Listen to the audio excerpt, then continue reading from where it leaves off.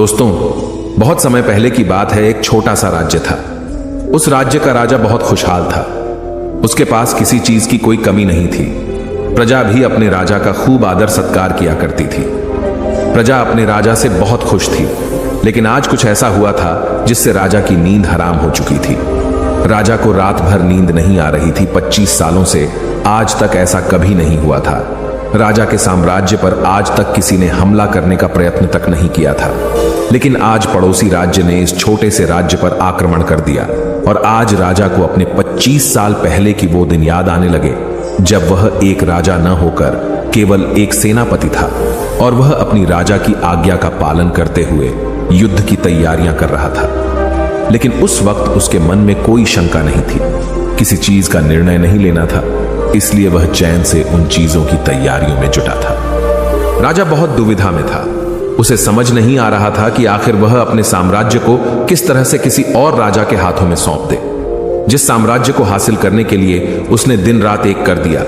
कई लोगों को धोखा दिया, कई लोगों को पीड़ा दी, कई लोगों को कष्ट दिया, कई प्रकार की राजनीति रची, कई प्रकार के षड्यंत्र रचे।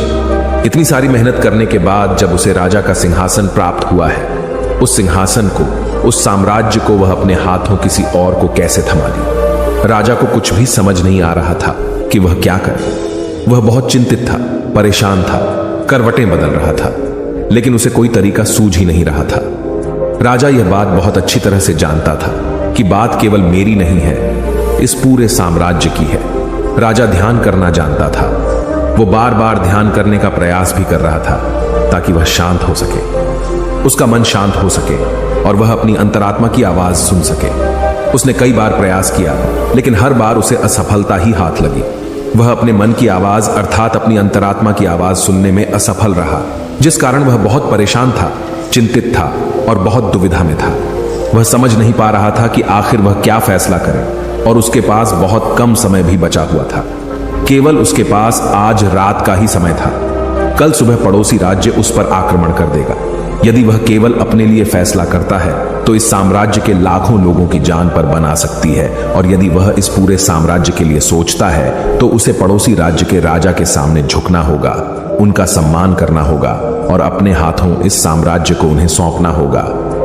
राजा बेहद दुविधा में था, अत्यधिक परेशान था। आखिरकार वह अपने महल की छत पर पहुंचा, जहां ठंडी ठंडी हवाएं बह रही थी। रात का समय था, चारों तरफ सन्नाटा था, खामोशी थी। राजा ने छत पर पहुंचकर आसमान की तरफ देखा। आसमान में एक पक्षी निडर होकर उड़ रहा था, अपनी ही मस्ती में, अपने ही अंदाज में। उसे रोकने वाला कोई न था। उस पक्षी को देखकर राजा को यह एहसास हुआ कि जब तक कोई व्यक्ति अकेला होता है तब तक वह मस्त होता है, अपने में खोया हुआ होता है। उसे किसी प्रकार की कोई जिम्मेदारी नहीं उठानी पड़ती। वह जब चाहे, जैसा चाहे वैसा फैसला ले सकता है। लेकिन जब हमारे सर पर जिम्मेदारी आ जाती है तो फिर एक आदमी अपना अकेलापन, अपनी मस्ती, अपनी आजादी खो बैठता है, क्योंकि उसके सर पर जिम्मेदारियां हैं। उसे हर एक चीज देखनी है, समझनी है और ऐसे बहुत से लोगों को सोच समझकर ही कोई निर्णय लेना है। काफी समय बीत चुका था और अब तक राजा ने कोई निर्णय नहीं लिया था, और जब राजा को कोई भी रास्ता नजर न आया तो वह अपना घोड़ा लेकर अपने गुरु के आश्रम की ओर निकल पड़ा। राजा के गुरु भी बहुत सख्त थे। उन्होंने पहले से ही राजा को यह चेतावनी दे रखी थी कि जब तक कोई ऐसी दुविधा न पड़े, जब तक तुम्हारे पर ऐसी कोई बड़ी समस्या न पड़े कि तुम्हें मेरी जरूरत पड़े, तब तक तुम यहां पर कभी मत आना। राजा अपना घोड़ा लेकर आश्रम पहुंचा। वहां पर जब उसने देखा तो उसके गुरु ध्यान में लीन थे। वह अपने गुरु के ध्यान को भंग नहीं करना चाहता था। अपने गुरु को ध्यान में देख उसके मन में एक बार फिर से द्वंद्व युद्ध चालू हो गया। उसका एक मन कहता कि गुरु को ध्यान से बाहर लाओ, तभी वहीं पर उसका दूसरा मन कहता, नहीं नहीं, यदि गुरु को ध्यान से बाहर लाया गया तो यह उचित नहीं होगा। गुरु क्रोधित हो जाएंगे और फिर उसके बाद क्या होगा यह कोई नहीं जानता। वह द्वार पर खड़े होकर यह सब सोच ही रहा था। तभी तक आश्रम से आवाज आई, हे राजन, तुम दरवाजे पर खड़े होकर क्या कर रहे हो? भीतर आओ। राजा आश्रम के भीतर गया और उन गुरु को प्रणाम करके कहता है, गुरुदेव, आप तो मेरे मन की बातें भली भांति जानते हैं। आपको यह भी पता होगा कि आज मैं क्यों यहां पर आया हूं और किस बात से मैं चिंतित हूं। चिंता के कारण मुझे नींद नहीं आ रही। आप ही बताइए मैं क्या करूं? मैं किस तरह से कोई एक निर्णय लूं?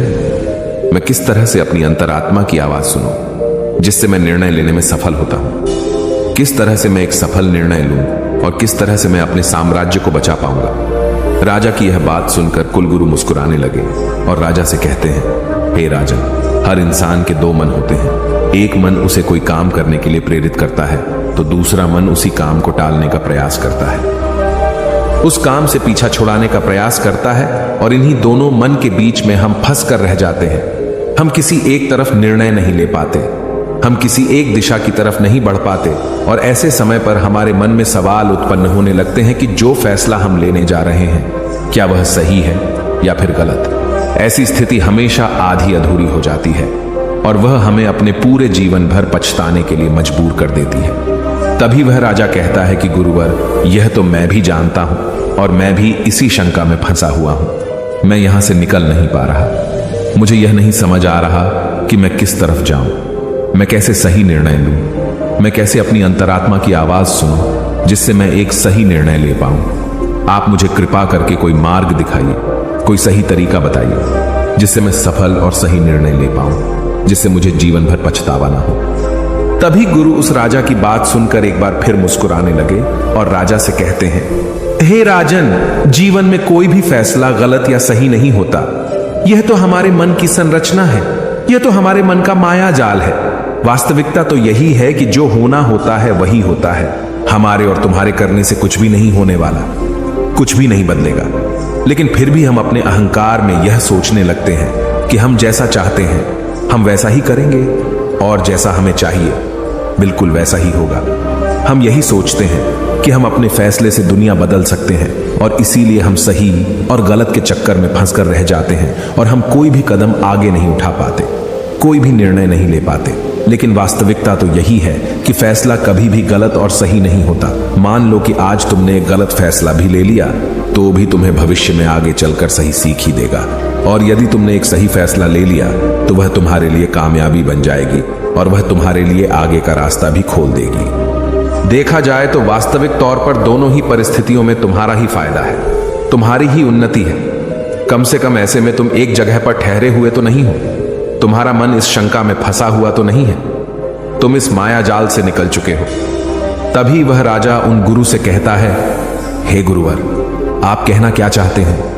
आप कहीं यह तो नहीं कह रहे कि मैं बिना सोच विचार के कोई भी निर्णय ले लूं? क्या ऐसा करना मूर्खता का प्रमाण नहीं होगा? आज मेरे ऊपर लाखों लोगों की जिम्मेदारियां हैं और वे ऐसे ही कोई भी फैसला कैसे ले सकता हूं? तभी गुरु मुस्कुराते हुए राजा से कहते हैं, हे राजन, तुम मेरी बात समझ नहीं रहे हो। मैं तुमसे ऐसा नहीं कह रहा कि तुम सोच विचार कर निर्णय न लो, बल्कि मैं तो यह कह रहा हूं कि अच्छी तरह से सोच विचार कर निर्णय लो और अच्छी तरह से सोचने के बाद, पूर्ण रूप से सोच विचार करने के बाद तुम अपने दोनों मन को एक जगह पर सहमत कर पाओ। यदि तुम अपने दोनों मन को एक निर्णय पर ला पाए, एक काम के लिए और एक ही दिशा में ला पाए, तो वही फैसला तुम्हारी अंतरात्मा का फैसला होगा।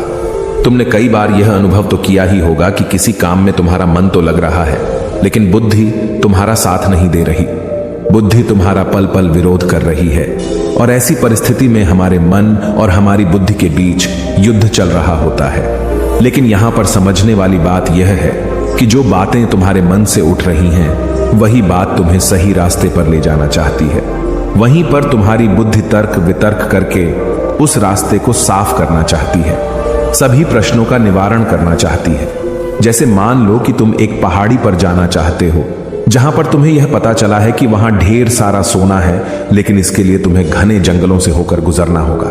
तुम्हारा मन वहां जाने के लिए तैयार है, वह सोने को पाना चाहता है, लेकिन तुम्हारी बुद्धि तुमसे यह कह रही है जंगल बहुत घना है और बहुत खतरनाक भी है। वहां पर तरह तरह के विशाल जानवर रहते हैं, तरह तरह के जंगली जानवर रहते हैं और उसका रास्ता भी सुरक्षित नहीं है। वहां पर चोर, डाकू और लुटेरे भी हो सकते हैं, पर पता नहीं वहां पर रास्ते में कुछ खाने पीने को मिलेगा या नहीं मिलेगा। और तो और हमारी जान को खतरा भी हो सकता है कि सारे प्रश्न हमारी बुद्धि खड़ी करती है। लेकिन इसका अर्थ यह नहीं कि तुम्हारी बुद्धि तुम्हें रोकने का प्रयास कर रही है, बल्कि वह तुम्हें सतर्क कर रही है। और जब तक तुम अपनी बुद्धि के सवालों का निवारण न कर लो, तब तक आगे बढ़ना मूर्खता का प्रमाण ही होगा। ऐसे रास्ते पर जाने से पहले तुम्हें अपने खाने पीने की सामग्री का इस्तेमाल करना होगा। उसके बाद सुरक्षा के लिए कुछ हथियार और कुछ सैनिकों को भी साथ लेना होगा।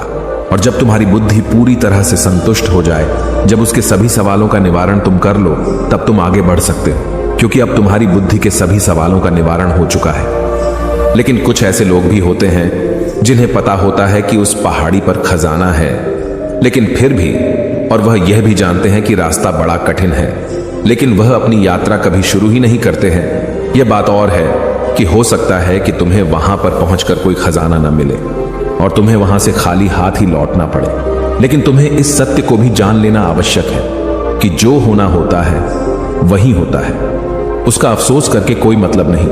तुमने तो अपनी पूरी कोशिश की थी, तुमने अपना पूरा प्रयास लगा दिया था, लेकिन इसके बाद भी तुम्हें सफलता न मिले तो इसका अर्थ यही है कि वहां पर तुम्हारे लिए जो होना था वही हुआ है। उसका अफसोस करके कोई अर्थ नहीं, लेकिन उसे यूं ही जाने भी नहीं देना चाहिए। उस हार से, उस अनुभव से हमें कुछ सीखना चाहिए, उसे सीख लेनी चाहिए, और उसके बाद तुम्हें अपनी कोशिशों को और भी ज्यादा बेहतर बनाना चाहिए। सिर्फ इसी चीज पर काम करना चाहिए ना कि व्यर्थ बैठकर पश्चाताप करना चाहिए, अफसोस करना चाहिए। मैं तो तुम्हें बस यही समझाना चाहता हूं कि अंतरात्मा की आवाज हमें तब सुनाई देती है जब हमारा मन और हमारी बुद्धि दोनों एक बात पर पूर्ण रूप से सहमत हो जाते हैं। तभी वह गुरुवर उस राजा को सावधान करते हुए कहते हैं, हे राजन, मेरी एक बात और अपने दिमाग में अच्छी तरह से बैठा लेना। जब भी कोई हानि होती है तो वह अपने पीछे पश्चाताप और अफसोस जरूर छोड़कर जाती है। तुम्हें हमेशा अपनी हार पर ऐसा ही लगेगा। यदि मैंने कुछ ऐसा कर दिया होता तो शायद मैं सफल हो गया होता, और यही पश्चाताप, यही अफसोस तुम्हें हर काम के पीछे नजर आएगा। जिस काम में तुम असफल हुए हो, जब भी कोई व्यक्ति असफल होता है तो वह यही सोचता है कि यदि मैंने इस काम को उस तरीके से कर दिया होता या फिर उसके कहे के अनुसार कर दिया होता तो शायद मैं आज यहां पर सफल हो चुका होता। लेकिन वास्तविकता तो यही है कि तुम्हें कभी भी इस बात का एहसास नहीं होने देगी कि तुम्हारे साथ क्या तय किया गया है और तुम्हारे साथ क्या होने वाला है। हां, यह बात और है, कुछ सचेत और कुछ जागरूक लोग ही इस बात को जान पाते हैं कि उनके साथ आगे क्या होने वाला है। इसलिए वह कभी भी उस चीज के होने का पश्चाताप नहीं करते, उसका अफसोस नहीं करते, क्योंकि उन्हें पूरा पता होता है कि आखिर क्या होने वाला है, और वह अपनी पूरी कोशिश करते हैं। उसके बाद जो कुछ होना था वह तो होना ही है, उसमें पछतावा करके क्या लाभ। किंतु जिन लोगों को अपने फैसले पर यकीन नहीं होता, वह हमेशा केवल सोचते ही रह जाते हैं। वह हमेशा अतीत के बंधनों में बंधे रह जाते हैं, दुखी रहते हैं, रोते रहते हैं, लेकिन वह अपने जीवन में कुछ नहीं कर पाते। लेकिन एक बुद्धिमान व्यक्ति यह भली भांति जानता है कि अतीत को बदला नहीं जा सकता। हाँ, उसे सीख जरूर ली जा सकती है, लेकिन उस पर बैठकर अफसोस करना व्यर्थ है। किंतु वर्तमान में हम सही निर्णय ले सकते हैं, और भविष्य जो कि हमारे हाथों में है ही नहीं। इसके बाद उन गुरु ने राजा को वहां से जाने का आदेश दे दिया, और वह वापस से ध्यान में लीन हो गए। और गुरु की सारी बातें सुनकर राजा के मन में जो द्वंद्व युद्ध चल रहा था वह पूरी तरह से शांत हो चुका था। राजा वापस महल लौटा और उसने शांतिपूर्वक अपने मन और अपनी बुद्धि को एक ही निर्णय पर सहमत करवाया, और वह था कि हम युद्ध लड़ेंगे। जब राजा के मन से यह निर्णय उठा तो उसकी बुद्धि ने उसके सामने कई प्रकार के सवाल उत्पन्न कर दिए, जैसे कि हमारी सेना बहुत छोटी है, हम उनके सामने टिक नहीं पाएंगे, और पड़ोसी राज्य के पास एक विशाल सेना है जो हमें चुटकियों में मसल सकती है। उनके पास तरह तरह के हथियार हैं और लड़ने का कौशल भी है, और ऐसे ही कई प्रकार के सवाल उसकी बुद्धि उससे कर रही थी। उन सभी प्रश्नों का जवाब देते हुए राजा आगे बढ़ता चला गया, और वह इसी निर्णय पर पहुंचा कि हम युद्ध लड़ेंगे। यदि हम सही रणनीति से सही तरीके से युद्ध लड़े तो हम छोटी सेना के साथ ही उन्हें हरा सकते हैं। इसके बाद वो राजा चैन की नींद सो गया, और अगली सुबह उसने अपने सेनापति को आदेश दिया कि हम युद्ध लड़ेंगे, सेना को तैयार करो। सेनापति ने राजा की आज्ञा का पालन किया। दोनों ही राज्य में घमासान युद्ध हुआ। हालांकि इस राज्य की सेना बहुत छोटी थी, बहुत कम थी, लेकिन राजा की सही रणनीति के कारण, राजा की सही नीतियों के कारण आखिरकार राजा ने इस युद्ध को जीत ही लिया। दोस्तों, उम्मीद है कि आपने आज के इस वीडियो से जरूर कुछ न कुछ सीखा होगा। इस वीडियो को लाइक और अपने दोस्तों के साथ शेयर करना ना भूलें।